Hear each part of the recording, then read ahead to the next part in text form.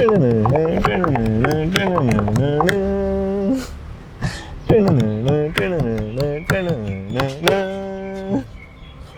खोलो ना। हाँ स्टार्ट आपने स्टार्ट मैं करूं? हाँ स्टार्ट आपने करना। आज क्या होने जा रहा है? अस्सलाम वालेकुम, कैसे हैं आप सब? आज हम एक नहायत अहम मौजू पे बात करेंगे। अच्छा ओह सॉरी जो कि है हमारे सोसाइटी में हम देखते हैं कि काफ़ी सारे बच्चे बचपन से सोच रहे होते हैं हमने डॉक्टर साहब बनना है बड़े होके, और डॉक्टर्स की बड़ी हैवी सीन है, बहुत वैल्यू है, बहुत ज़्यादा। बहुत अमीर होते हैं, और जो बच्चा जिसका सिलेक्शन हो जाती है मेडिकल कॉलेज में वो फिर मतलब बुलंदियों पे चला बुलंदियों पे वो इनाम सबसे लकी चाइल्ड। लेकिन बच्चों को जो नहीं पता होता वो समझते हैं एक दफ़ा MBBS में दाखिला हो गया तो बस सीन ऑन है। यशी है। लेकिन MBBS के बाद एक और जो लाइफ साइकिल है, विशियस साइकिल, उसके बारे में आज हमारे साथ मौजूद हैं डॉक्टर मोहसिन नज़ीर और doctor Ahmed Faraz Tarar thank you. From Lahore general hospital, Amiruddin medical college. अच्छा मोहसिन भाई ये बताएं कि MBBS में मेरा फ़र्ज़ किया दाखिला हो गया और MCAT में बहुत अच्छे नंबर आ गए, MBBS के बाद आगे क्या सीन्स हैं? पाकिस्तान में रहते हुए मेरे पास क्या क्या ऑप्शंस है? अच्छा सोएब, सबसे पहले तो थैंक यू वेरी मच, आपने एक बड़ा इंटरेस्टिंग टॉपिक और एक ऐसा टॉपिक जिस पे बहुत ज़्यादा ज़रूरत है, मैं इसको ज़ोर दे के कह रहा हूँ कि हमारे लोगों को, MBBS के बच्चों को, पेरेंट्स को, सभी को ये जानना ज़रूरी है कि डॉक्टर बनने के बाद वंस यू आर ग्रेजुएटेड, आपकी हाउस जॉब होगी है तो उसके बाद आपका पाकिस्तान के अंदर क्या स्कोप है। अब इसका आम बंदे को नहीं पता होता, आम बंदे ने सिर्फ डॉक्टर साहब सुना होता है, डॉक्टर साहब देखा होता है, डॉक्टर साहब उसने TV, internet, Facebook, social media, जब वो डॉक्टर बन जाता है तो उसके बाद जो एक फ्यूचर यहाँ पे पाकिस्तान के अंदर है ना, वो बड़ा खौफनाक है, वो बड़ा अजीबोगरीब है जो आजकल चल रहा है। मैं स्टार्ट करूँगा सबसे पहले जनाब, आपकी हाउस जॉब ख़त्म होगी। हाउस जॉब ख़त्म होने के बाद आप जनाब घर वाले समझ रहे होते हैं कि हाउस जॉब में ये बच्चा 45,000 पे ले रहा था जो गवर्नमेंट हॉस्पिटलों में पे मिल रही है। तो हाउस जॉब के बाद जनाब अब तो ये डॉक्टर साहब बन गए, अब तो एक कांस्टेंट सोर्स इकॉनमी का है, पैसे का ये आता रहेगा।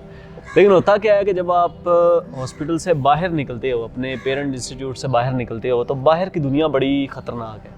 इसमें सबसे पहले तो आपको इमीडिएट ज़रूरत होती है कि आप कोई ऐसी जॉब पकड़ो जिसके ज़रिए आप कुछ ना कुछ इकॉनमी जनरेट कर लो, जो सबसे इमीडिएट हर बंदा करता होता है। अब इकॉनमी जनरेट करने के लिए हम लोग प्राइवेट हॉस्पिटल्स का रुख करते हैं, प्राइवेट हॉस्पिटल्स में जाके जॉब करते हैं। तो प्राइवेट हॉस्पिटल्स में आपको जॉब मिलती कैसे है? प्राइवेट हॉस्पिटल में आपको जॉब मिलने का सीन ये है कि आप सबसे पहले सिफारिश, अच्छा प्राइवेट हॉस्पिटल में सिफारिश, मतलब आप डॉक्टर बन गए हो, आपने MBBS किया है, हाउस जॉब की है, 5 प्रोफ सारे पास किए हैं, आपने अपनी ज़िंदगी के तकरीबन 20 साल लगाए हैं डॉक्टर बनने के, उसके बाद आपको 50,000 की नौकरी हासिल करने के लिए प्राइवेट हॉस्पिटल के अंदर सिफारिश करवानी पड़ेगी। आपको वहाँ पे रेफरेंस ढूंढना पड़ेगा, आपका कोई भाई, दोस्त, जानने वाला, प्रोफेसर, टीचर, कोई बंदा वहाँ पे काम कर रहा है, वो वहाँ के CEO को कहेगा कि यार ये अपना ही बच्चा है, इसको रख लो ज़रा 45, 50, 60,000 की पे। तो चलो जी, हमने बेस्ट केस सिनेरियो देख लिया कि आपको वो रख लेते हैं, तो आपकी इकॉनमी कितनी जनरेट हुई? आप 45,000 पे थे पहले, अब आपको ना 50,000, 55,000, 60,000 पे उन्होंने रख लिया। और ड्यूटी आवर्स क्या होते हैं कि आपने डेली के कम से कम 10 घंटे वहाँ पे प्राइवेट हॉस्पिटल को देने होते हैं। और कई प्राइवेट हॉस्पिटल सोएब ऐसे भी हैं पाकिस्तान के अंदर, फराज को भी पता है, वो घंटे के हिसाब से पे करते हैं। मतलब यहाँ पे पाकिस्तान में आप देखो, मज़दूर की तनख्वाह जो है ना वो हम घंटों में कैलकुलेट करते हैं, और मज़दूर की तनख्वाह घंटे के हिसाब से तकरीबन 300 भी होती है, 400 भी होती है। और यहाँ पे मज़े की मैं आपको बात बताता हूँ, डॉक्टर की तनख्वाह भी घंटे की 300 ही है। अच्छा, LMC में 230 और कई ऐसे सेटअप्स हैं, मतलब एक्सप्लॉयटेटिव सेटअप्स हैं जो डॉक्टर को 230, 250, 280 रुपया घंटा के हिसाब से रखते हैं।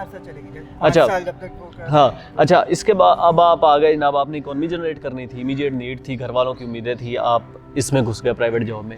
इसके साथ साथ अब जो अगर आपने पाकिस्तान के अंदर ही रहना है तो स्टेटस को ये है कि उसके लिए ज़रूरी है आपको कोई BHU मिले, बेसिक हेल्थ यूनिट जो हम कहते हैं, जो देहात में होता है। मैं चाहता हूँ कि मैं आगे स्पेशलिस्ट डॉक्टर बने। आप बड़े डॉक्टर साहब बनना चाहते हैं तो बड़े डॉक्टर साहब बनने के लिए ज़रूरी है कि आपने BHU किया हो, आपने THQ किया हो, कम से कम 1 साल, क्योंकि CIP है, उसकी डिटेल में हम नहीं जाएंगे। CIP में ये होता है कि आपने सेंट्रल इंडक्शन पॉलिसी, तो उस पॉलिसी के अंदर ये है कि अगर आपने स्पेशलाइजेशन में इंडक्शन लेनी है तो उस इंडक्शन के लिए आपकी मार्क्स की डिवीजन है। आपके MBBS के मार्क्स, उसके बाद हाउस जॉब आपने कहाँ से की है उसके मार्क्स, फिर उसके बाद आपको 10 नंबर मिलते हैं BHU करने के 1 साल के। यानी ये ऐसी है जैसे हमने MCAT में एंट्री टेस्ट दिया था। हाँ, तो इस मैट्रिक के हाँ SSC के नंबर थे, बिल्कुल। इसी तरह अब इसमें 2-3 तरह के एंट्री टेस्ट हैं। एक और इसमें 2-3 तरह के एंट्री टेस्ट है। उस टाइम तो सिर्फ एक एंट्री टेस्ट दिया था ना, पेपर दे दिया था हमने पढ़ के। इसमें आपने पार्ट 1 भी देना है, FCPS पार्ट 1 या MSMD पार्ट 1, जो भी आप करना चाहते हैं, और साथ साथ आपने BHU भी करना है 1 साल। और मज़े की अब आपको बात बताता हूँ, जो सबसे बड़ा हमारे यहाँ एक कह लो कि खौफनाक सूरत हाल है, वो ये है कि आपको BHU किसी बहुत बड़ी सिफारिश के बगैर मिलेगा ही नहीं। एडहॉक की सीट BHU की 1 साल की, 1 साल आपने करना है ताकि 10 नंबर आप ले सकें। उस 10 नंबर की सीट के लिए आपको किसी बड़े ब्यूरोक्रेट की, किसी MNA MPA की, अपने इलाके के इवन आपको काउंसलरों के तरले करने पड़ते हैं कि भाई मैंने MBBS कर दिया है, मैं डॉक्टर बन गया हूँ, मैंने आगे स्पेशलाइजेशन करनी है, या मैंने इवन रोज़गार भी चलाना है। तो उस बरसरे रोज़गार होने के लिए भी मुझे मेरी सिफारिश कर दें ताकि मुझे BHU मिल जाए। तो फिर आप BHU, उसमें भी अगर आप बेस्ट केस सिनेरियो लें, आपको BHU जनाब 5-6 महीने की भाग दौड़ के बाद, खून पसीने के बाद BHU मिल गया, THQ मिल गया, DHQ मिल गया। और ये मैं ऑन रिकॉर्ड बात कह रहा हूँ, मतलब कैमरे के सामने बात कह रहा हूँ। अभी एडहॉक की इंडक्शंस हुई हैं, 445 सीटें थी पंजाब के अंदर, तकरीबन 6000 एप्लीकेंट्स थे, और वहाँ पर सिर्फ एक क्राइटेरिया चला है, सिर्फ एक क्राइटेरिया चला है, और वो क्या है भला? मनी भाई और सिफारिश भाई। मतलब ये हमारा हाल है इस कम्युनिटी का, जो कि सबसे ज़्यादा, जिसको क्रीम ऑफ द नेशन कहा जाता है। इस क्रीम ऑफ द नेशन को चुनने के लिए या तो आपको मनी भाई चाहिए, और मनी भाई के साथ साथ सिफारिश भी चाहिए। DHQ के अंदर आपने पोस्ट होना है तो आपको DC की सिफारिश चाहिए, आपको सेक्रेटरी हेल्थ की सिफारिश चाहिए, और जितने भी लोग इंडक्शंस हुई हैं सारे के सारे सिफारिशी हैं, मैक्सिमम लोग। हाँ, एक आध हो सकता है 3-4 किसी डिस्ट्रिक्ट के अंदर कुछ ने हिफ्ज़ कुरान किया हुआ था, तो वैसे वो भी एक अजीब सा सिनेरियो है कि आपने MBBS किया हुआ है और आपके MBBS की जनाब वो डॉक्टर उन्होंने हायर करने हैं, और उसमें आपको हिफ्ज़ कुरान के नंबर दे रहे हैं। लेकिन उससे ये हुआ है कि चलो थोड़ा सा हाफिज़ जो थे उनको वो सिफारिशों वाले कल्चर से बच गए, उनको वो 5 नंबर एक्स्ट्रा मिल गए, उनकी इंडक्शनें हो गई हैं। हाफिज़ों के अलावा बाकी जितने भी डॉक्टर्स थे उनका अल्लाह हाफिज़ था, उनके पास, जिनके पास सिफारिश नहीं थी, उनको इंडक्शन या BHUs, THQs, DHQs नहीं मिले। तो आप जब 1 साल BHU, बेस्ट केस सिनेरियो में आपने कुछ सिफारिश भी ढूंढ ली, या आपने पैसा पूसा भी लगा लिया क्लर्क को, उसके बाद आप जनाब कर लेते हो BHU करने के बाद क्या होता है कि जनाब आप पार्ट 1 भी आपने साथ पास करना है FCPS का या MSMD का। उसके बाद आप मुख्तलिफ जो टीचिंग हॉस्पिटल्स हैं उनमें अप्लाई करते हो। यहाँ पे मैं आपकी बात कर जी तारड़ भाई से पूछते हैं, तारड़ भाई कितने अवाम इनफ्लक्स और इफ्लक्स कितना है, कितने डॉक्टर्स एक वक्त में बन रहे हैं? आगे ये जो भाई ने BHU, THQ, वो सीटें कितनी निकल रही हैं उनके लिए? रेशो क्या फिर आवाम बड़ा ना, ठीक है, वेरी एक्साइटिंग। चलें सेब, मैं थोड़ा सा आपको स्टैट से बताता हूँ कि आजकल हमारे प्रोफेशन की हालात क्या हैं और ये मसाइल बनने की बुनियादी वजूहात क्या हैं। आज से कुछ अर्सा पहले सिर्फ चंद गवर्नमेंट मेडिकल कॉलेजेस होते थे, और उसके साथ प्राइवेट मेडिकल कॉलेजेस भी गिनती के थे, बंदा अपनी उंगली पे गिन सकता था। और उससे जो एक डॉक्टर्स ग्रेजुएट होकर आ रहे थे वो माशरे की ज़रूरियात के मुताबिक थे, मतलब एक सप्लाई एंड डिमांड में डिमांड एग्जिस्ट करती थी। लेकिन पिछले 10 से 15 साल में हमने देखा है कि सिर्फ पंजाब में 126 प्राइवेट मेडिकल कॉलेजेस बन चुके हुए हैं। और अगर अब मैं ग्रेजुएट्स की बात करूं तो हर साल गवर्नमेंट मेडिकल कॉलेजेस से तकरीबन 35 to 3600 ग्रेजुएट्स आते हैं। Private medical colleges of Punjab से 7000 to 8000 ग्रेजुएट्स आते हैं। फिर फॉरेन मेडिकल ग्रेजुएट्स की तादाद तकरीबन इसी के लगभग 6500 से 7500 के करीब होती है। इसका अंदाज़ा यहाँ से ही लगा लें कि जो पिछला NLE हुआ है उसकी रजिस्ट्रेशन में तकरीबन 12000 डॉक्टर्स ने अप्लाई किया था जो फॉरेन मेडिकल ग्रेजुएट्स थे। उसमें हो सकता है कुछ 1-2 साल पिछले भी पाइल अप हों, लेकिन ये एक रेशो है। मतलब हर साल पंजाब के अंदर तकरीबन 20,000 के लगभग मेडिकल ग्रेजुएट्स आते हैं। अब सप्लाई में इतने ग्रेजुएट्स आ रहे हैं, अब आगे डिमांड किस हिसाब से है? डिमांड उसके कम है। फिर उस डिमांड को क्राइटेरिया को मीट करने के लिए 2 ऑप्शंस होती हैं। या तो आप इंतहाई किसी पेरीफ्री में चले जाएं और उधर जाके आप एज अ जनरल प्रैक्टिशनर काम करें। हालांकि ये भी अब इतना आसान नहीं रहा। उधर जो ऑलरेडी आज से 10, 12 साल, 14 साल पहले के लोग काम कर रहे हैं, उनकी प्रैक्टिस वेल एस्टेब्लिश्ड है और उनके नाम बन गए हुए हैं। आपको उधर नाम बनाने में 3 से 4 साल लगेंगे। सेकंड चीज़ आ जाती है कि आप अपने स्किल सेट को इम्प्रूव कर लें और फिर मेन बिग सिटीज़ में आके एग्जिस्टिंग से कम्पीट कर लें। अब जो स्किल सेट को इम्प्रूव करने के लिए आपको चाहिए स्पेशलाइजेशन। स्पेशलाइजेशन के लिए अब क्राइटेरियाज़ हैं, ठीक हो गया। अब और स्पेशलाइजेशन की सीट्स भी लिमिटेड हैं। अब वो मैं आपको बताता हूँ किस तरह लिमिटेड हैं। 20,000 ग्रेजुएट्स हमारे पास आ रहे हैं हर साल, सब मिला के। उनको इंडक्शन करने के लिए 2 जगहों पे मौके हैं, या तो वो किसी गवर्नमेंट सेटअप से इंडक्शन कर सकते हैं या किसी प्राइवेट सेटअप से इंडक्शन कर सकते हैं, स्पेशलाइजेशन कर सकते हैं, ट्रेनिंग कर सकते हैं। अब गवर्नमेंट सेटअप में जैसे अभी ये जो फरवरी इंडक्शन होनी है 2022 की, इसमें सीट्स आई हैं तकरीबन 450 से पौने 500 के करीब। 20,000 बच्चों के लिए। हाँ, बहुत MDMS और FCPS मिला के, और साल में 2 दफ़ा इंडक्शन होती है। और वैसे जब CIP आई थी तो गवर्नमेंट का वादा था कि हम दोनों इंडक्शन में 700 सीट्स देंगे, लेकिन हमारे कुछ हॉस्पिटल ऐसे हैं, हाँ जिनको नहीं पता, हाँ CIP मैं बता देता हूँ। जिस तरह आप मैट्रिक का इम्तिहान देते हो, FSC का इम्तिहान देते हो, फिर एंट्री टेस्ट देते हो और उसकी बुनियाद पे आपका एक मेरिट बनता है, और फिर UHS आपको उस मेरिट के हिसाब से आपके मेडिकल कॉलेज में एज अ MBBS स्टूडेंट भेजती है। इसी तरह आपके matric, FSC, MBBS, research, training और एक्सपीरियंस के मार्क्स लगते हैं, और उसकी बुनियाद पे क्राइटेरिया बनता है, और गवर्नमेंट ही आपको भेजती है मुख्तलिफ कॉलेजेस में, मुख्तलिफ हॉस्पिटल्स में FCPS करने के लिए। उसको एक सेंट्रली उन्होंने कर दिया हुआ है। आज से कुछ अर्सा पहले हर हॉस्पिटल अपनी ज़रूरत के मुताबिक अपने ग्रेजुएट्स को रख सकता होता था। ये पंजाब में इस वक्त लागू, ये फेडरल में अभी भी ये ओल्ड सिस्टम ही है। लेकिन कहने का मकसद ये है कि उसके थ्रू एक फ़िक्स नंबर ऑफ़ सीट्स हैं कि सिर्फ इतने ही लोगों को ट्रेनिंग मिल सकती है, और उसमें साल में 2 दफ़ा इंडक्शन होनी होती है, और तकरीबन 400 से 600 ग्रेजुएट्स को इंडक्शन मिल पा रही है एक दफ़ा में। तो पूरे साल में मैक्सिमम 1000 से 1200 डॉक्टर्स जो हैं वो इंडक्शन में आ सकते हैं। अब 20,000 ग्रेजुएट हुए हैं, उसमें से 1000 से 1200 सिर्फ गवर्नमेंट सेक्टर से इंडक्शन कर सकते हैं। अब आगे प्राइवेट सेक्टर की बात। प्राइवेट सेक्टर के कुछ इंस्टीट्यूट अभी रिकॉग्नाइज हो रहे हैं, लेकिन उनकी तमाम सीटें मिला के भी जो CIP में सीट्स हैं उनमें आधी से भी कम है। मैक्सिमम 400 से 500 बच्चे प्राइवेट सेक्टर में भी इंडक्ट हो सकते हैं। अब आप ग्रेजुएट हो गए हो, ऑप्शन ए थी कि आप GP प्रैक्टिस कर लो, जहाँ ऑलरेडी बहुत ज़्यादा कंपटीशन है, पेरीफ्री में भी जाना पड़ेगा। ऑप्शन बी थी कि अपनी स्किल सेट इंप्रूव करके स्पेशलिस्ट बन जाओ, पेरीफ्री यानी किसी दूर दराज इलाकों में, अपने इलाके में। और दूसरी ऑप्शन ये थी कि आप अपना स्किल सेट इंप्रूव करके स्पेशलिस्ट बन जाओ। स्पेशलिस्ट बनने के दरमियान में इतनी लेयर्स आ चुकी हुई हैं कि आपको स्पेशलाइजेशन में दाखिला लेने में 2 से 3 साल लग जाएंगे। इन बेस्ट केस सिनेरियो आप 5 साल में ग्रेजुएट हुए थे, 1 साल आपने हाउस जॉब की, 6 साल हो गए, 7वें साल में आपने कोशिश की कि किस तरह आप BHU ले लें। ओके, 7वें साल में आपने कोशिश की कि आप किसी तरह ना BHU ले लें। वंस आपने BHU ले लिया, फिर आप 2 साल कम से कम BHU करते हैं, तो इट्स लाइक 9 ईयर हो चुके हुए हैं आपको। अब इसके बाद आपको इंडक्शन मिलेगी और उसके बाद ट्रेनिंग आपकी 4 से 5 साल चलेगी। मतलब आप तकरीबन 13 से 14 साल के अंदर एक स्पेशलिस्ट डॉक्टर बनेंगे आफ्टर योर FSC।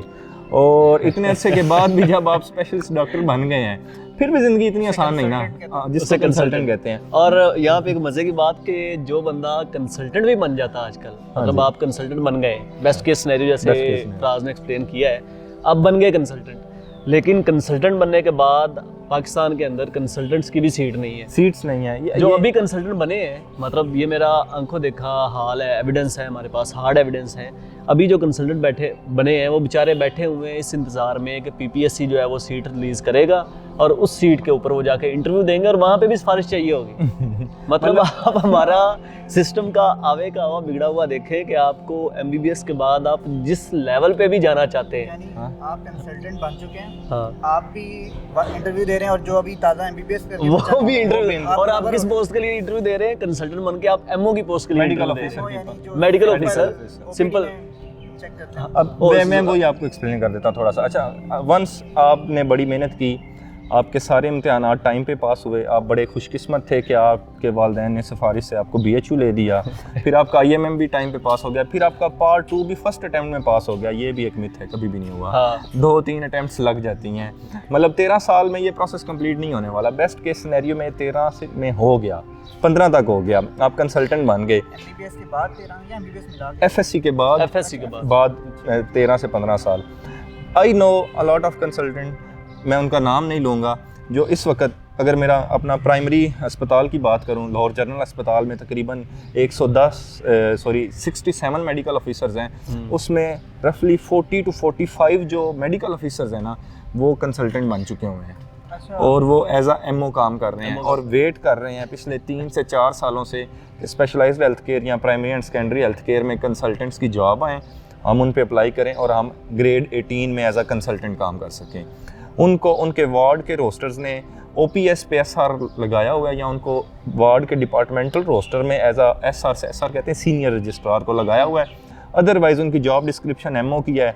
कोई भी डिज़ास्टर आता है, कोविड आता है, डेंगू आता है, कोई पाकिस्तान का मैच होता है, PSL का होता है, MS साहब एक नोटिस निकालते हैं और वो शख्स जिसने 15-16 साल मेहनत करके कंसल्टेंट बना होता है, उसको उठा के कान से पकड़ के MO वाली जॉब में लगा दिया जाता है, और उनकी भी ये रिस्पेक्ट है।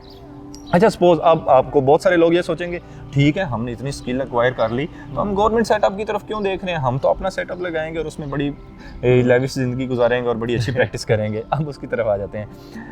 आप कंसल्टेंट, दो चीज़ें डिस्कस कर जी। ली। एक था कि हम किसी दूर दराज के इलाके में जाके पेरिफेरी में, मैं इसकी समरी बताता हूँ। हमने दाखिला लिया, 5 साल MBBS किया, हाउस जॉब की, इसके बाद या तो हम पेरिफेरी में जाके एज आ जर्नल मेडिकल प्रैक्टिशनर काम करने लग गए। डिमांड एंड सप्लाई में उसकी डिमांड इतनी नहीं थी, हमने सोचा हम स्किल सेट इम्प्रूव करेंगे, हमने FCPS करने का सोचा। उसके लिए हमने 2 साल BHU किया, 5 साल की ट्रेनिंग की, ट्रेनिंग करके बड़े डॉक्टर स्पेशलिस्ट कंसल्टेंट बन गए। अब हमने सोचा कि हमारे पास फिर 2 ऑप्शन थे, जहाँ तो पेरिफेरी में जाके कंसल्टेंसी शुरू कर दें, या मेन सेंटर में रह के गवर्नमेंट की जॉब कर लें, या मेन सेंटर में रह के अपना प्राइवेट क्लिनिक बना लें। ये 3 ऑप्शन हमारे पास मौजूद हैं। अब एक कंसल्टेंट जाना चाह रहे हैं हाफिज़ाबाद में, मंडी बहाउद्दीन में, गुजरांवाला में, उधर जो GP पिछले 7 साल से एस्टेब्लिश्ड बैठा हुआ है ना, जिसने कभी किसी की दांत की दर्द ठीक कर दी थी या टाइफाइड का इलाज कर दिया था, उनके घर में अगर आर्थोपेडिक्स का भी कोई मसला हुआ है ना, और आप आर्थोपेडिक कंसल्टेंट उधर जाके अपना क्लिनिक बनाते हैं, वो आपके पास नहीं आएंगे। वो कहेंगे हमारे बेटे को फलां से आराम आया था, हमने उसी के पास जाना है। अच्छा, ये बड़ी मज़ेदार बात है। वैसे जो हेल्थ बिलीफ सिस्टम है ना हमारे यहाँ, ये बड़ा स्ट्रॉन्ग है। मतलब आप इवन लाहौर के अंदर, लाहौर को हम समझते हैं कि ये नाम हमारा एक बड़ा डेवलप्ड सा सिटी है, लेकिन इवन इसके अंदर हज़ारों मिसालें ऐसी मौजूद हैं जहाँ पे एक नीम हकीम बैठा हुआ है, क्वैक बैठा हुआ है, और वो क्वैक जो है वो बैठ के प्रैक्टिस कर रहा है, और उसकी प्रैक्टिस आपके कंसल्टेंट से ज़्यादा चल रही है। उसके पास रोज़ के 300-300 मरीज़ आ रहे हैं, और वो उन मरीज़ों को चेक कर रहा है, और उन मरीज़ों का हार्डकोर बिलीफ है कि हमने सही ही इस क्वैक से होना है। हाँ, उसमें मैं ना थोड़ा उसका इकोनॉमिक एस्पेक्ट समझा देता हूँ। अभी हम वो 3 जो हमारे पास ऑप्शन थे, देहात में चले गए और उधर जाके आपने कंसल्टेंट बन के अपनी प्रैक्टिस शुरू कर दी। दोबारा से 0 से शुरू हो रहे हैं, क्लिनिक एस्टेब्लिश करना है, नाम एस्टेब्लिश करना है, बनाना है, और फिर ऊपर आना है, कुछ अर्सा लगेगा। सेकंड ऑप्शन ठीक है, गवर्नमेंट जॉब कहीं लेनी है। गवर्नमेंट जॉब आप प्राइमरी सेकेंडरी में भी ले सकते हैं, स्पेशलाइज्ड हेल्थ केयर में भी ले सकते हैं। थोड़ी मुश्किल टर्म है। प्राइमरी सेकेंडरी का मतलब है कि आप किसी तहसील हेडक्वार्टर या डिस्ट्रिक्ट हेल्थ सेंटर हेडक्वार्टर में ले सकते हैं, उसकी सीट्स बहुत कम आती हैं, PPSC की बड़े अरसे बाद आती हैं। स्पेशलाइज्ड हेल्थ केयर में आप आना चाहते हैं, सीट्स नहीं आती, आप एज आ MO आ जाते हैं। एज एमओ आ जाते हैं, एक्सप्लॉइट होते रहते हैं, आपकी तनख्वाह वही उसी के बराबर होती है जो एक सादे MBBS ग्रेजुएट की होती है, ग्रेड 17 की। अच्छा, आपने सोचा ये नहीं करना, मैंने अपना क्लिनिक किसी बड़े सिटी में बनाना है, और वो जो मशहूर नहीं होता 2500 एक पेशेंट को चेक करने के 3000 एक, ऐसा कुछ नहीं है, यकीन करें ऐसा कुछ नहीं है। वो प्रोफेसर साहिबान हैं जिनकी और वो भी प्रोफेसर साहिबान जिन्होंने 1970 से शुरू किया, 1970 से शुरू किया हुआ था। आप जब कंसल्टेंट बन के भी किसी हॉस्पिटल में बैठेंगे तो आपकी OPD फ़ी होगी 500, और आप सारा दिन तो नहीं, मतलब आप शाम 4 बजे से लेकर 9 बजे तक बैठे होंगे, अपने इश्तिहारात भी लगवाएंगे, सारा कुछ करेंगे, उसके बावजूद आपके पास शाम तक 6 से 7 मरीज़ आएंगे, उनसे आप 500 लेंगे, 3000 रुपये इकट्ठा कर लिया, उसमें से 30% आप हॉस्पिटल को पे कर देंगे, टेक होम आपका 2100-2200 होगा और आप परेशान बैठे होंगे कि मैं क्या कर रहा हूँ। और ये वाकई ऐसे है, ये हम इसमें कोई झूठ नहीं बोल रहे, कुछ एग्जेजरेट नहीं कर रहे चीज़ें, क्योंकि कंपटीशन इतना हो गया, डिमांड एंड सप्लाई में लोग इतने ज़्यादा आ गए। आप ही समझें, मतलब आप ऑडियंस हैं, आपका बच्चा बीमार हो गया है और आपने उसकी दवा लेनी है, आपके पास लाहौर के अंदर ही बहुत ज़्यादा पीडियाट्रिशियन आ जाएंगे, तो उन पीडियाट्रिशियन में भी क्या आप किसी यंग कंसल्टेंट के पास जाना चाहेंगे या आप किसी सर्जन के पास या किसी प्रोफेसर के पास, किसी एसोसिएट प्रोफेसर, असिस्टेंट प्रोफेसर के पास जाना चाहेंगे? दोबारा एक कंपटीशन है, उस सारे में आप चल जाएंगे अपना नाम बनाने के चक्कर में और सारी लंबी गेम, तो मुश्किल हो गए हैं हालात काफ़ी सारे। मतलब जितना आप सेफ़ इसको कंसीडर कर रहे हैं ना, उतना ये सेफ़ नहीं है, मैं ये कहना चाहूँगा। अच्छा मौसिफ भाई, हमने ये भी सुना है कि आपने भी क्वैक का जिक्र किया कि हाँ। मतलब क्वैक ये होता है कि एमबीबीएस उसने नहीं किया हुआ, लेकिन किसी डॉक्टर के साथ रहे या कंपाउंडर जो फाउंडर क्या कहते अपने तजर्बे की बुनियाद पे कर रहे थे, लेकिन सुनने में ये आया कि वो एमबीबीएस डॉक्टर्स को जॉब की अपॉर्चुनिटी उनके पास थी। इसका क्या सीन है थोड़ा? यार देखो, बड़ी एक मिजाइया तो मैं इसको नहीं कह सकता, मतलब मैं खुद प्रोफेशनल हूँ, डॉक्टर हूँ, तो मुझे पता है जो डॉक्टर भी किसी क्वैक के पास जाता है उसके ऊपर कौन से हालात चल रहे होते हैं, क्या बीत रही होती है कि वो क्वैक के पास जाके जॉब के लिए अप्लाई करता है। अब इसमें सिनेरियो समझाता हूँ। एक क्वैक बैठा हुआ है, उस क्वैक को लीगल वो प्रैक्टिस नहीं कर सकता लीगली, ठीक है। उसके ऊपर मुख्तलिफ जो हमारा PMC है या इसके बाद हेल्थ केयर कमीशंस हैं, ये बने हुए हैं, वो छापे मारते रहते हैं, छापे मार के उनको पकड़ते रहते हैं। अब क्वैक्स ने एक चोर रास्ता ढूंढा हुआ है। वो चोर रास्ता क्या है कि उन्होंने अपने क्लिनिक के अंदर बोर्ड लगवाया होता है किसी डॉक्टर साहब का। अब वो डॉक्टर साहब कौन होते हैं? वो डॉक्टर साहब वो होते हैं जो अभी अभी ग्रेजुएट हुए हैं, अभी अभी वो फ्रेश डॉक्टर बन के मार्केट के अंदर निकले हैं।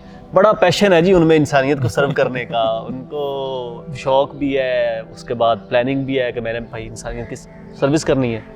लेकिन होता क्या है कि हालात क्या तो मजबूर हो के, जब उसके पास फारिश भी नहीं होती, उसके पास पैसा भी नहीं इतना ज़्यादा उसके बाने दिया कि अपना सेटअप शुरू कर सके, तो वो मजबूरी के तहत उस क्वैक के काबू में आ जाता है। वो क्वैक उसको मंथली 40,000, 45,000, 50,000, और ये वाकई सही फिगर बता रहा हूँ, 40-45,000 जो लोग सुन रहे हैं उनमें से जो कर रहे हैं उनको पता होगा 40-45,000, 50,000 के अंदर क्वैक साहब काबू करते हैं उसको। उसका नाम भी लगवाते हैं अपने क्लिनिक पे, उसको साथ बिठाते भी हैं, उसको साथ बिठाते भी ऐसे ही आपके मतलब मैं अगर क्वैक हूँ, आप डॉक्टर साहब हैं, फ्रेश ग्रेजुएट हुए हैं या जितने भी आपको साल हुए हैं डॉक्टर बने हुए, आप मेरे पास बैठे हुए, मरीज़ आता है, मरीज़ को क्वैक चेक कर रहा है और डॉक्टर साहब बैठे हुए साथ। अब डॉक्टर साहब का काम क्या है कि डॉक्टर साहब का सिर्फ ये काम है, जब हेल्थ केयर कमीशन ने आना है तो उसमें डॉक्टर साहब ने उस क्वैक साहब को कवर करना है कि मैं ही चेक कर रहा था मरीज़ों को। और ये लिटरली हमारे लाहौर के अंदर हो रहा है, दूर दराज इलाकों की तो बात छोड़ो, लाहौर के अंदर हज़ारों जगहों पे ऐसा काम प्रैक्टिस हो रहा है और ये हेल्थ केयर कमीशन को पता भी है। लेकिन उसके बावजूद भी हेल्थ केयर कमीशन अब अच्छा इस जगह पे मतलब अब आप एक पॉइंट ये भी आ सकता है कि इसमें तो उस डॉक्टर का भी कसूर है कि वो क्यों क्वैक को कवर कर रहा है। भाई आपने उस डॉक्टर के पास ऑप्शन ही कोई नहीं छोड़ा। एक बंदा जो है वो उसने अपनी फैमिली को भी सपोर्ट करना है, उसने अपने खर्चे भी निकालने हैं, उसने सारा कुछ करना है, उसने तकरीबन 25 साल की एजुकेशन हासिल की है। उसको आपने क्रीम ऑफ द नेशन कह के पता नहीं उसका दिमाग जो है वो 7वें आसमान पे चढ़ा दिया था। ग्रेजुएशन के बाद जब वो बंदा कुछ नहीं कमाएगा तो और वो क्या करेगा? वो इसी तरह के चोर रास्ते ढूंढेगा। वो जाके किसी क्वैक के पास बैठेगा ताकि बैठने के उसको यार महीने का कुछ 40-45,000 रुपया मिले, उसकी अपनी तो रोटी का खर्चा पूरा होना। तो इसीलिए वो अपनी रोटी का खर्चा बेचारे पूरा करने के लिए किसी क्वैक के पास, किसी बंदे के पास जाके बैठ जाते हैं और वो क्वैक साहब जनाब वो प्रोफेसर लगे होते हैं उस लेवल पे। अच्छा, दूसरा इसमें मसला एक जैसे अभी फराज ने बात की, जो हेल्थ इकॉनमी है, मतलब हमारे लोग जो हैं वो हेल्थ के ऊपर इतना ज़्यादा खर्च भी नहीं करना चाहते। वो चाहते होते हैं कि उनको कोई भी मसला हो ना तो जो इमीडिएट उनके पास सबसे सस्ता ऑप्शन है ना, उस ऑप्शन को वो सबसे पहले एक्सप्लोर करें। अब उस सस्ते ऑप्शन में ऊपर से हेल्थ बिलीफ मॉडल भी होता है उनका एक, वो जो बचपन से दादा जिससे दवा ले रहे थे, अब्बा जिससे दवा ले रहे थे, अम्मा जिससे दवा ले रही थी, उनको लगता है कि वो डॉक्टर अच्छा है। अच्छा, उस हेल्थ बिलीफ और ये सस्ता के चक्कर में वो लोग भी क्वैक के काम को बहुत ज़्यादा बढ़ावा देते हैं। अब आप इसकी प्रैक्टिकल आपको एग्जांपल ऐसे दूंगा कि आप किसी भी शहर में लाहौर के अंदर किसी इलाके में शादरा में चले जाएं, वहाँ पे बहुत ज़्यादा क्वैक्स बैठे हुए हैं। शादरा में बाय द वे मुगलपुरा में बहुत ज़्यादा बैठे हुए हैं। आप मुगलपुरा में चले जाएँ, मतलब मैं डॉक्टर बना हूँ, ग्रेजुएट हुआ हूँ, मेरे पास स्किल सेट है, मुझे चीज़ें आती हैं अगर, मैं चला जाता हूँ इनाम मुगलपुरा में, मैं वहाँ पे क्लिनिक बना के बैठ गया हूँ, मेरे साथ ही गली में एक क्वैक क्लिनिक बना के बैठा हुआ है। यार मजाल है जो आपके पास मरीज़ आ जाए। आप फीस मतलब आपकी भी 300 है, क्वैक की भी 300 है, लेकिन मरीज़ जो है वो क्वैक के पास जाएगा, आपके पास नहीं आएगा। इकॉनमी के साथ साथ एक तो सस्ते वाला चक्कर और ऊपर से हेल्थ बिलीफ वाला मॉडल। हमारी मतलब आवाम भी ऐसी है, सरकार भी ऐसी है, और ऊपर से फिर डॉक्टरों के हालात बेचारों के ऐसे हैं कि उनको मजबूरन उनको कवर भी करना पड़ता है। ओके जी हम हाजिर हैं एक ब्रेक के बाद। छोटी सी ब्रेक। अच्छा थर्ड भी अब ये बताएं कि सीन है क्या, सीन क्या? है? ऑप्शंस क्या क्या? मैं चाहता हूँ कि मैं MBBS करूँ, उसके बाद मेरा ना कुछ बन जाए, कुछ मान जाए। क्या बनूँगा? अच्छा, आप सारों के लिए ना मैं इस सारे मामलात को बिल्कुल सिंप्लीफाई करता हूँ और इसको थोड़ा सा रियल लाइफ से रिलेट करता हूँ, ताकि आपको समझ लग सके कि अगर आप MBBS में एडमिशन लेके डॉक्टर बनना चाह रहे हैं, या आप अपने बेटे या बेटी का किसी और ब्रांच में जाने की बहुत शदीद ख्वाहिश थी उनकी, लेकिन उस ख्वाहिश को मार के उन्हें डॉक्टर बनाना चाह रहे हैं, तो वंस जब वो डॉक्टर बन जाएंगे तो उनके साथ क्या मामलात दरपेश आएंगे। इसको रियल लाइफ से मैं से रिलेट कर सकता हूँ कि मैं अपनी क्लास की एग्जांपल लूँगा। मेरा नाम डॉक्टर मोहम्मद अहमद फराज है और मैं Amiruddin medical college Lahore general hospital का ग्रेजुएट हूँ। ये एक पब्लिक सेक्टर का कॉलेज है, सरकारी मेडिकल कॉलेज है, और मेरी डिग्री 2019 में ख़त्म हुई थी।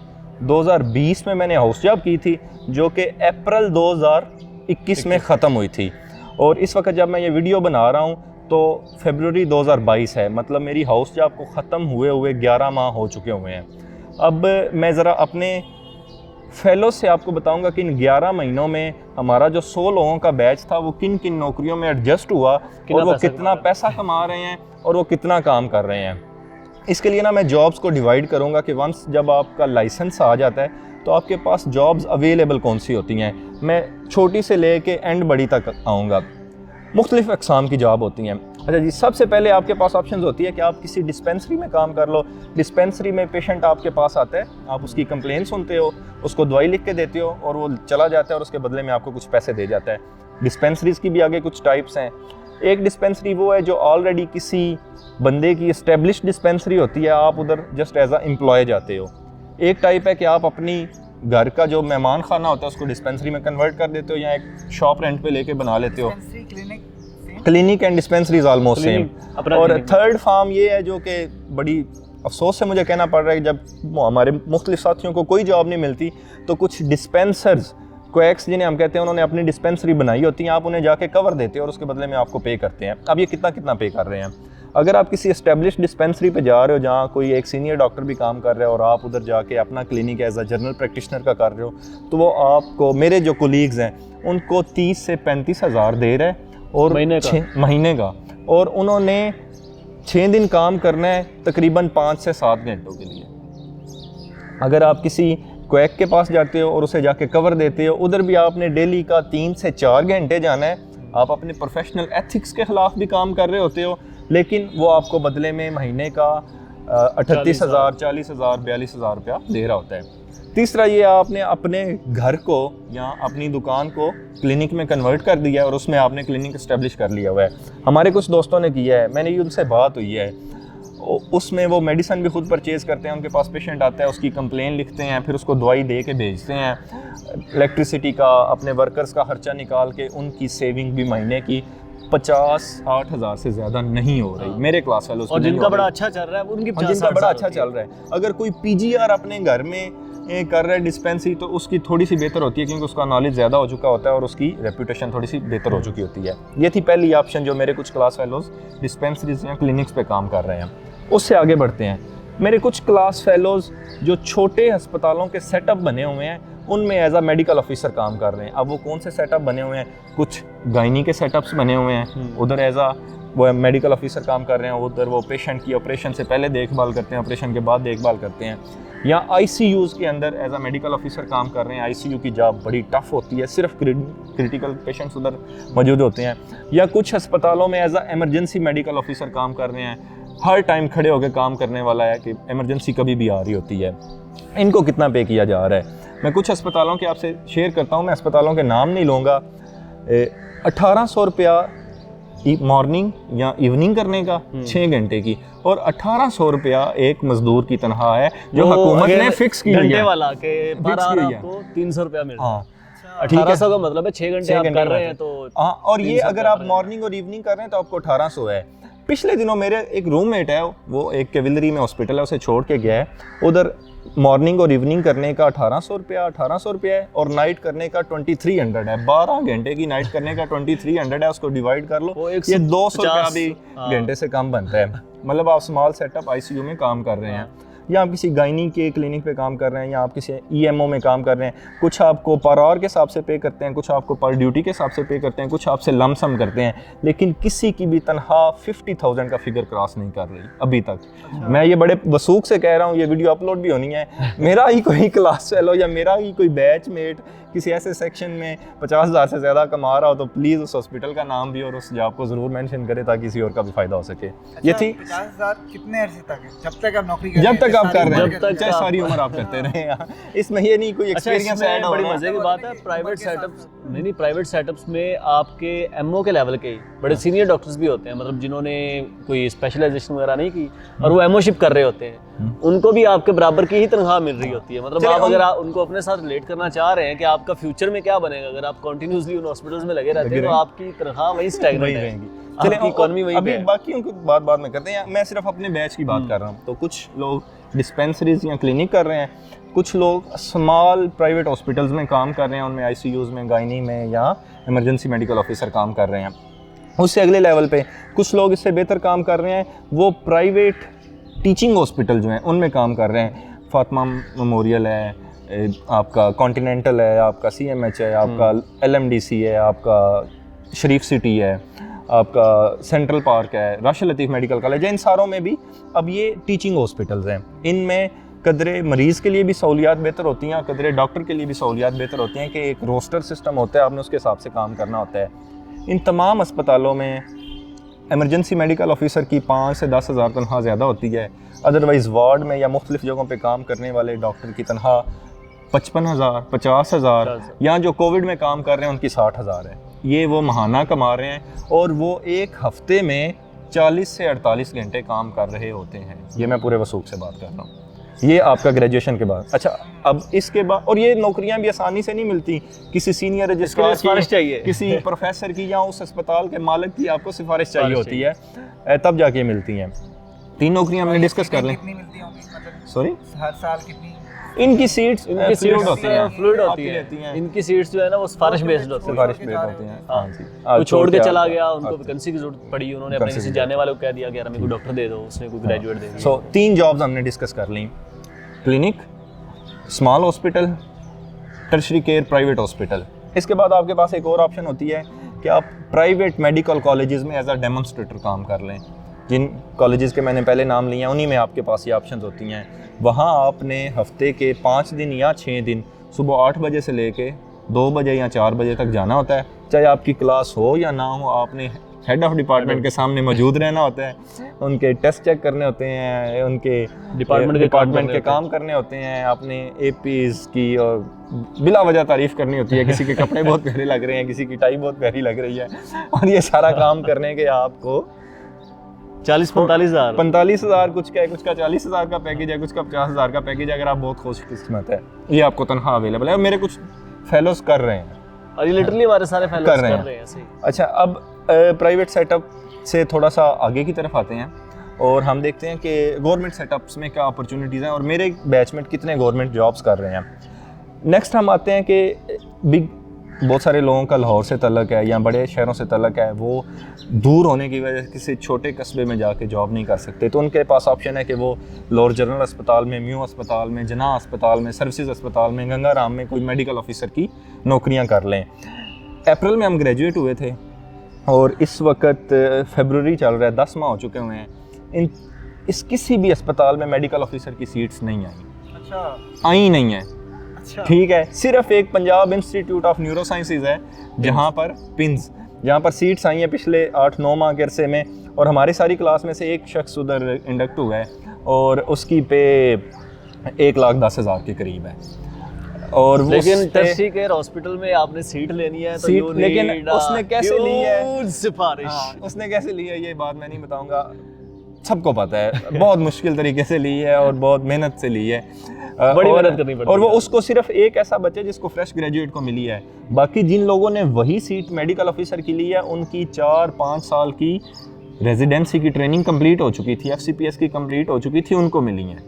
सिर्फ एक फ्रेश ग्रेजुएट को मिली है, 20 लोग और मजे की बात है वहाँ पे मतलब 10 सीटें थी पिंस के अंदर जो इंटरव्यू हुए हैं, वहाँ पे तकरीबन कोई 400-500 बंदा इंटरव्यू देने आए हैं। उस 400-500 में से तकरीबन 200-250 बंदा ऐसा था जिन्होंने पार्ट 2 अपना पास किया हुआ या पार्ट 2 देने के लिए बैठे हुए थे एमओ की सीट के लिए। जो हम पहले बात ज़्यादा डिटेल में नहीं, हम अभी सिर्फ करियर अपॉर्चुनिटी की बात करेंगे, हमारे फ्रेंड्स क्या क्या कर रहे हैं। सो बड़े हॉस्पिटल, टर्शियरी केयर हॉस्पिटल में आप जॉब कर सकते हैं, जो कि हमारे 100 के बैच में अभी तक सिर्फ एक बच्चा कर रहा है, तो हिसाब लगा लें कि उसकी रेशो कितनी है, कितने % लोग वहाँ पे जा रहे हैं।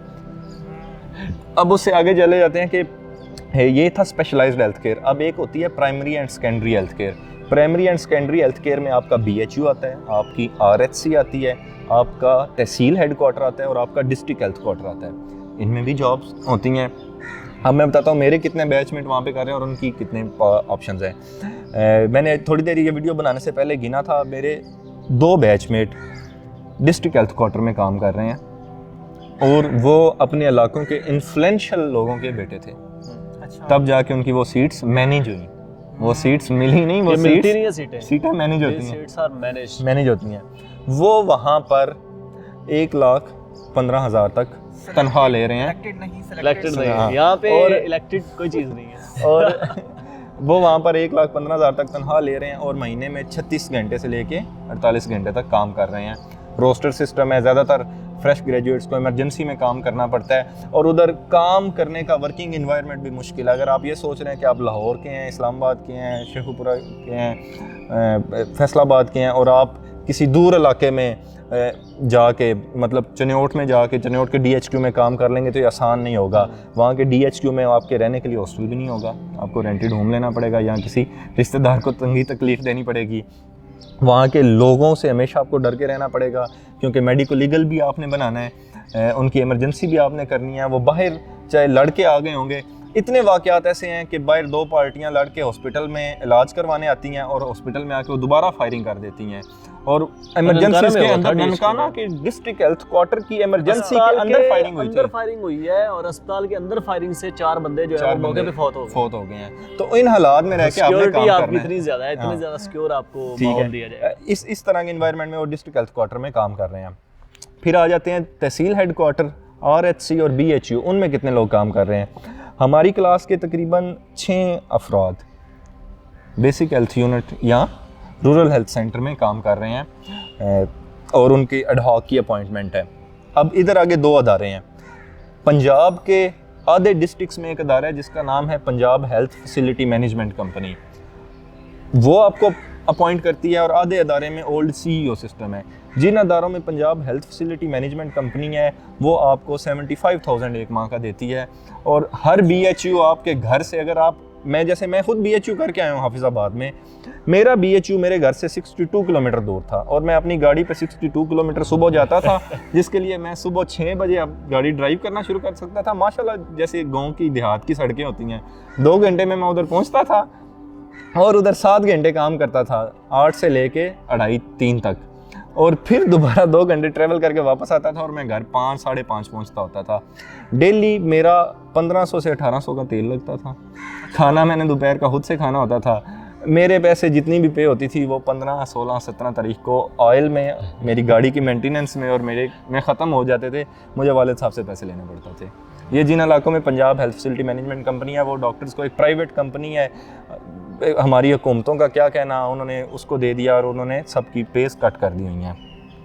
अगर आप डिस्ट्रिक्ट हेल्थ अथॉरिटी में काम कर रहे हैं CEO सिस्टम के अंदर, तो तब आपकी मुख्तलिफ BHU में कुछ हार्ड एरियाज़ हैं, कुछ नॉन हार्ड एरियाज़ हैं, उनमें आपकी पे 1:10 से लेकर 1:40 1:50 तक भी है।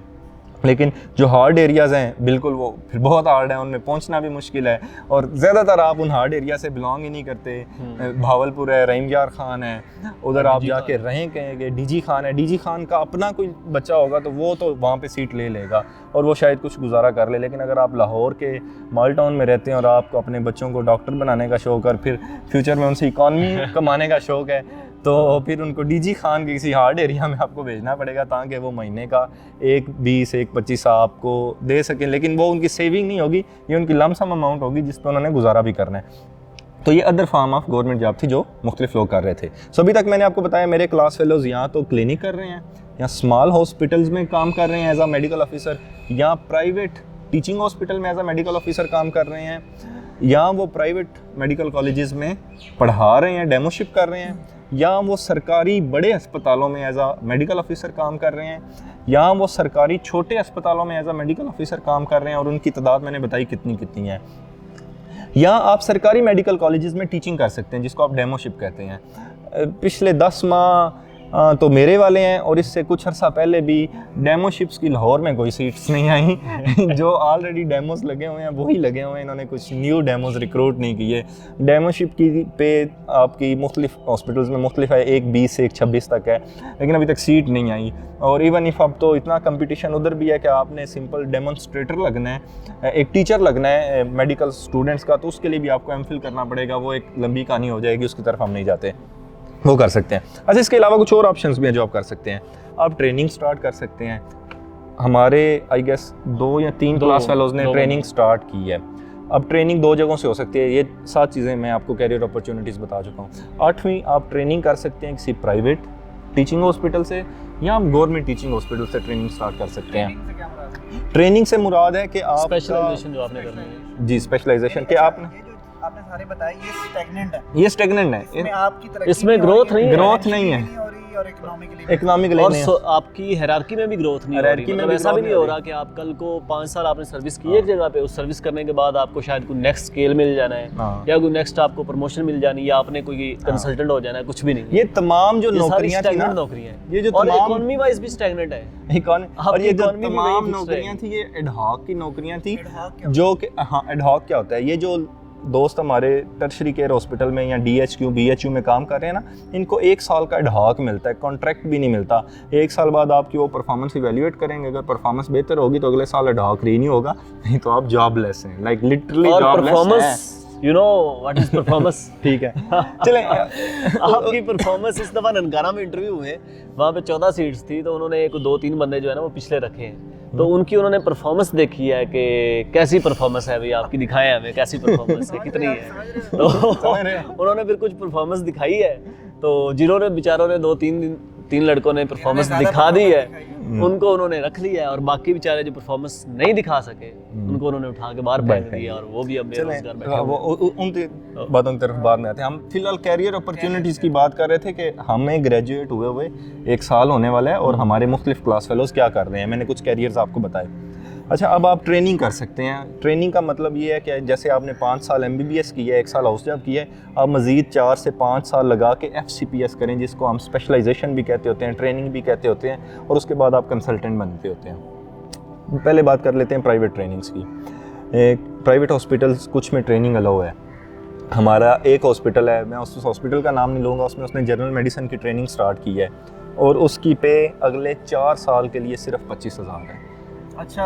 और ट्रेनिंग में उससे 60 घंटे तक, 60 से 72 घंटे तक हर हफ्ते में काम कराया जाएगा, और उसे महीने के बाद 25,000 तनख्वाह दी जाएगी। एक और मेरा दोस्त है, उसने रेडियोलॉजी की ट्रेनिंग स्टार्ट की है, वो भी एक प्राइवेट मेडिकल कॉलेज है, प्राइवेट टीचिंग हॉस्पिटल है।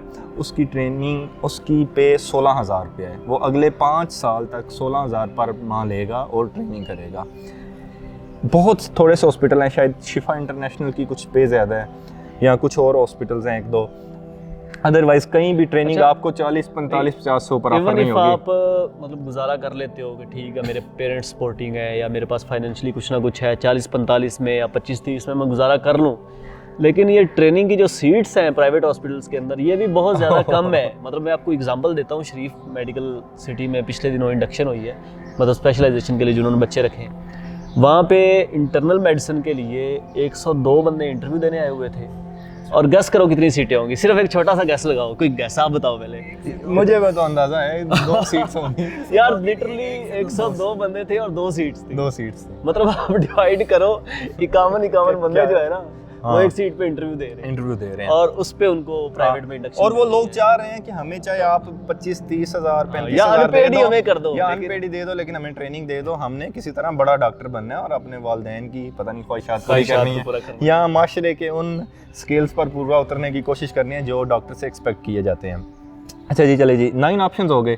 एक 10वां ऑप्शन भी है कि आप किसी गवर्नमेंट हॉस्पिटल से ट्रेनिंग कर लो, वहाँ पर माशाल्लाह से पे भी अच्छी है, तकरीबन 95-96,000 है, लेकिन उसमें एंटर होने का प्रोसेस बड़ा लंबा है। उसमें सेंट्रल इंडक्शन पॉलिसी है एक, जैसे आपका MBBS में दाखिला UHS मेरिट की बेस पे करती है, वो सारे नंबर काउंट करते हैं, उसी तरह एक सेंट्रल इंडक्शन पॉलिसी है, एक इदारा है, वो आपके matric, FSC, MBBS, experience, research के नंबर लगा के आपको देता है। गवर्नमेंट सेटअप के किसी भी ट्रेनिंग में दाखिल होने के लिए मेरा अभी तक कोई बैच फेलो नहीं दाखिल हुआ, 1 साल हमें हो चुका हुआ है, कम अज़ कम 2 से 3 साल रिक्वायर्ड हैं, क्योंकि उसके लिए BHU करना, RHC करना, तहसील हेडक्वार्टर करना, DHQ करना ज़रूरी है, उनसे कुछ नंबर आपको मिलते होते हैं कि आपको BHU, DHQ, RSC करना ज़रूरी है, क्योंकि उसके 5 या 10 नंबर जितने भी आप जहाँ पे कर रहे हैं वो आपको करेंगे तो मिलेंगे। और वो हमने पूरी वीडियो में बात ही यही करते रहे कि आपको BHU कैसे मिलता है, RSC कैसे मिलता है, DHU, तो अब आप समझ जाएं कि आपको BHU, RSC, DHQ और THQ जो है वो आप करेंगे तो आपको ट्रेनिंग मिलेगी, और वो आप कैसे करेंगे वो आपको पता है, वो आप सारी वीडियो देख के समझ आप मतलब अगर मैं भी इस वक्त ट्रेनिंग लेना चाहूँ ना, और 2022 चल रहा है, तो मैं 2022 पूरा BHU करूँगा, 2023 पूरा BHU करूँगा, 20 नंबर होंगे, फिर मैं अपनी मर्ज़ी की ट्रेनिंग ले सकता हूँ गैस्ट्रोएंट्रोलॉजी में, यूरोलॉजी में, आर्थो में, उस पर मज़ीद 5 साल लग जाएंगे, फिर उसको पास करने में 1-2 साल लग जाएंगे, फिर जाके कोई कंसल्टेंट आ। सो ये 10 कैरियर अपॉर्चुनिटी जो मोटी मोटी आपसे शेयर कर सकता था पाकिस्तान के अंदर रहते हुए, वो मैंने की हैं। आगे फिर आप हिसाब लगा लें। इसका ना थोड़ा सा साल कैलकुलेट करते हैं कि हमने बड़ा अच्छा तूने बताया कि कैसे करियर अपॉर्चुनिटीज़ हैं। अच्छा, अब एक बच्चा है छोटा सा, वो नन्हा मुन्ना बच्चा है, वो जनाब पैदा हुआ है, वालिदैन ने ख्वाहिश, तारड़ साहब का मतलब फ़र्ज़ करते हैं ना, तारड़ साहब का बच्चा हो गया, ये बड़े पैशनेट हैं कि मैंने एक बच्चा जनाब डॉक्टर बनाना है इंसानियत की खिदमत के लिए, तो ये जनाब बच्चे को मेडिकल की फील्ड में डालना चाहते हैं। पहले तो वो मैट्रिक तक 10 साल की तालीम हासिल करेगा, उसके बाद वो FSC करेगा, 12 साल हो गए, FSC के बाद वो एंट्रेंस देगा और MBBS में आ गया, 5 साल MBBS के, 12 और 5 17 साल हो गए आपकी तालीम के। मैं तालीम के साल बता रहा हूँ कि कितने साल आपने तालीम हासिल करनी है, और ये रियलिस्टिक है। 17 साल हो गए आपके, 5 साल MBBS तक। उसके बाद जनाब आपकी 1 साल की हाउस जॉब है, 18 साल हो गए। हाउस जॉब के बाद आपने कम से कम, अगर आप मर्जी का, तारड़ साहब कहते हैं कि इनका बेटा जनाब ऑर्थोपेडिक सर्जन बने, इनका बेटा यूरोलॉजिस्ट बने, इनका बेटा प्लास्टिक सर्जन बने, कोई मतलब स्पेशलिटी मर्जी की हो, उसके लिए 2 साल उसको BHU करना पड़ेगा। अच्छा, 2 साल BHU किया, 20 साल हो गए, और वो 2 साल BHU इस सूरत में है कि उनको हाउस जॉब के फौरी बाद तारड़ साहब की बड़ी सिफारिश हो और उस सिफारिश से उनको फौरी BHU मिल जाए। अगर उसमें भी 1-2 साल का डिले आ जाता है तो वो भी ऐड हाँ, MCAT में भी कभी, लेकिन वो हम काउंटर ही कर रहे हैं, हम ये बेस्ट केस सिनेरियो डिस्कस कर रहे हैं। अच्छा, 20 साल हो गए, 20 साल के बाद उनका जनाब इंडक्शन होगी किसी अच्छे सरकारी अस्पताल में, वो स्पेशलिस्ट बनना शुरू हो गए, 5 साल जो है वो स्पेशलाइजेशन के, 25 साल हो गए। और FCPS पार्ट 2 जो है वो पाकिस्तान में हमारा CIP सवाल जो CPSP है, वो इस हवाले से बहुत ज़्यादा बदनाम है कि फर्स्ट अटैम्प्ट में ये पास भी नहीं करते। उस पर भी एक खैर मोनोपली बनी हुई है, हजमनी बनी हुई है, वो एक अलग डिबेट है। लेकिन खैर 5 साल में अगर बेस्ट केस सिनेरियो में वो पास भी कर लेता है तारड़ साहब का बेटा, तो जनाब कितने साल हो गए, 22 और 5 27 साल। अब ये 27 साल की एजुकेशन है आपकी, उस 27 साल की एजुकेशन के बाद आप जाके डॉक्टर बने हो, जिसको रियल टर्म्स में डॉक्टर कहा जाता है। और फिर उसके बाद आपने दोबारा फिर MO की उसके बाद सीट के दोबारा लिए, अब आप बन गए ना डॉक्टर, रियल टर्म्स में डॉक्टर बन गए, उसके बाद आपने दोबारा क्या करना है, आपने CV लेके MO की पोस्ट के लिए मुख्तलिफ जगहों पे अप्लाई कर रहा होना है। आप एलिजिबल ग्रेड 18 के हैं, लेकिन ग्रेड 18 की सीट्स ही नहीं अनाउंस होनी, और आपने दोबारा ग्रेड 17 की, और ग्रेड 17 की भी non permanent type ad hoc की पोस्ट के लिए अप्लाई करना है। एक कैरियर अपॉर्चुनिटी मैं माजरत बताना भूल गया, जो 10 चीज़ें मैंने बताई थी ना, एक 11वीं चीज़ भी होती है, वो होती है पब्लिक सर्विस कमीशन की पोस्ट, PPSC की पोस्ट जिसे हम कहते हैं। पीपीएससी की पोस्ट परमानेंट पोस्ट होती है, अगर आप उस पर मेडिकल ऑफिसर लग जाएं तो आप कुछ अरसे बाद सीनियर मेडिकल ऑफिसर बन जाते हैं ग्रेड 18 के, फिर आप एपीएमओ बन जाते हैं ग्रेड 19 के, फिर आप प्रिंसिपल मेडिकल ऑफिसर बन जाते हैं ग्रेड 20 के। वो प्रमोशन होती है और वो परमानेंट भी होती है, आपको आसानी से वो निकाल भी नहीं सकते, परफॉर्मेंस वैल्यूएट होती है और सारा कुछ। लेकिन हम बताते हैं कि पीपीएससी की सीट्स का क्या हाल है। पीपीएससी की सीट लास्ट टाइम आई थी 2018 में शहबाज शरीफ साहब के दौर में। अच्छा। और उसके बाद अभी 2022 आ गया, 2022 में आई हैं, दरमियान में 3 साल कोई सीट्स नहीं आई, 21 के एंड पे आई हैं।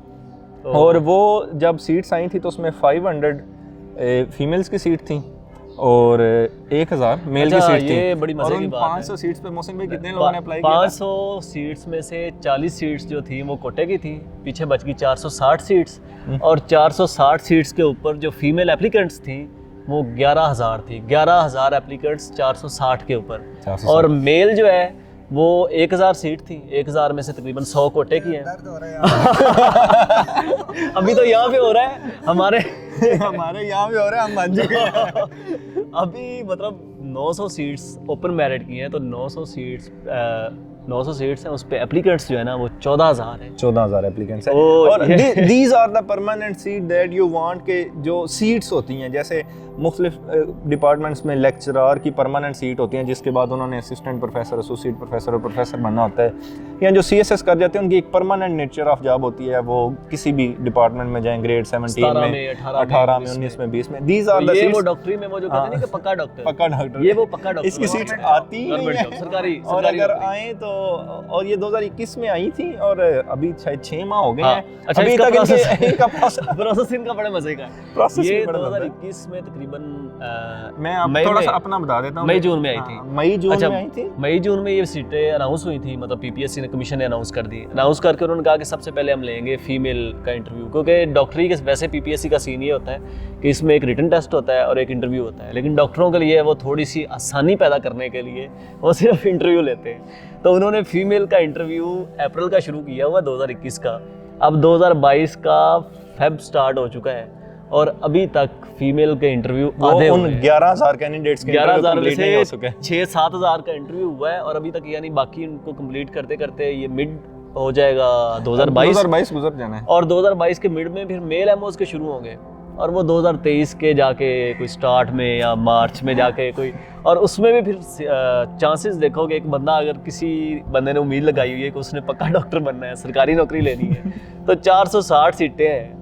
एक और लड़की घर में बैठी हुई है कि मेरी तो पीपीएससी की सीट हो जाएगी, 460 सीटें हैं और 11000 एप्लीकेंट है, तो वो अपने जरा रेशियो कैलकुलेट कर ले और टाइम भी कैलकुलेट कर ले कि वो कितना से। तो ये तमाम हालात है, इसलिए मैं वालिदैन से कहूँगा कि थोड़ा सा अगर आप चाह रहे हैं अपने बच्चे को डॉक्टर बनाना, या ऐसे बच्चे जो FSC में मेडिकल पढ़ रहे हैं और वो चाह रहे हैं कि हम MBBS में आएँ, खुदारा है 1 दिन निकाल लें, 2 दिन निकाल लें और किसी ना हॉस्पिटल में चले जाएँ या किसी मेडिकल कॉलेज में चले जाएँ, या और उधर जो ग्रेजुएट्स बैठे हुए हैं ना उनसे जाके डिस्कस करें थोड़ा सा उनसे। ज़्यादा शायद आपके लिए सवाल पूछना भी मुश्किल होगा कि हम उनसे जाके क्या सवाल पूछें। सिंपल मैं कहूँगा किसी से ये सवाल पूछ लें कि आप अपनी ज़िंदगी की ना टाइमलाइन डिस्कस करें हमसे, कि आप अभी कंसल्टेंट ऑर्थोपेडिक सर्जन बन के बैठे हुए हैं, तो आप यहाँ तक कितने सालों में पहुँचे, दरमियान में क्या क्या आपने नौकरियां की, उन नौकरियों की पे कितनी थी और फिलहाल आप कितना कमा रहे हैं। अच्छा, इसमें ना मेरे ख्याल तो में आपको समझ लगेगी कि लोग कितना इसमें ना मेरे ख्याल में जो हमारे पास यहाँ पे फैक्ट्रियाँ लगी हुई हैं ना, उन फैक्ट्रियों का बड़ा रोल है। मतलब एक बच्चा जो है वो पूरा पंजाब किप्स अकेडमी ने घेरा हुआ है। हाँ, किप्स अकेडमी फैक्ट्री है, लिटरली फैक्ट्री है। स्टार्स एक फैक्ट्री है और एक किप्स फैक्ट्री है। किप्स फैक्ट्री जो है वो जनाब MCAT की तैयारी करवा रही है, वो FSC में बच्चे को माइंड ये बना रही है कि आपने डॉक्टरी बनना है। स्टार्स एक फैक्ट्री है, वो फैक्ट्री भी बच्चों का यही माइंड बना रही है और फिर पेरेंट्स का भी यही माइंड बना रही है। पेरेंट्स को वो इसके अलावा कोई ऑप्शन देखने ही नहीं देते।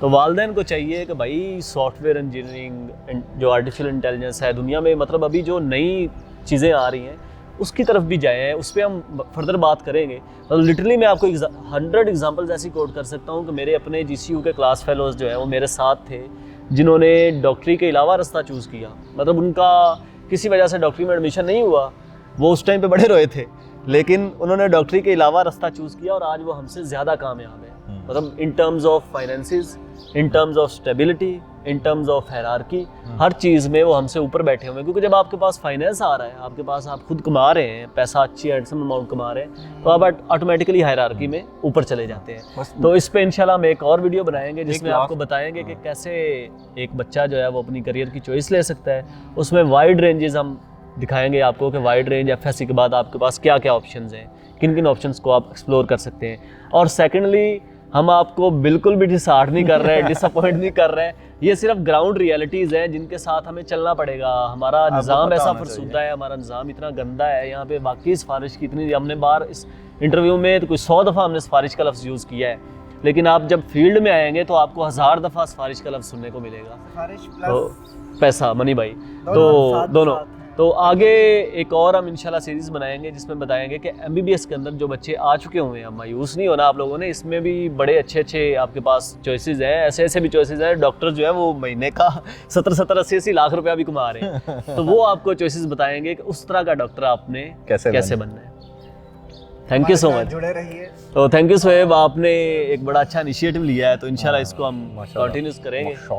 तो माशाल्लाह जी। मौजूद हैं डॉक्टर अहमद फराज तारड़, इनका एक चैनल है हेल्थ टॉक। अगर आप तो नहीं, वो लाजमी हमारा चैनल सब्सक्राइब करें, हेल्थ टॉक पीके के नाम से है यूट्यूब के ऊपर। तो जाए, लाइक करें, सब्सक्राइब करें, दबाएं। किधर है? और अगर कोई भी आपको सवाल या कोई अपनी दिल की आप बात क्वेरीज, तो आप कमेंट सेक्शन में लिखें, लिखें। उसका हम जरूर रिप्लाई करेंगे इंशाल्लाह। अल्लाह हाफ़िज़। अल्लाह हाफ़िज़।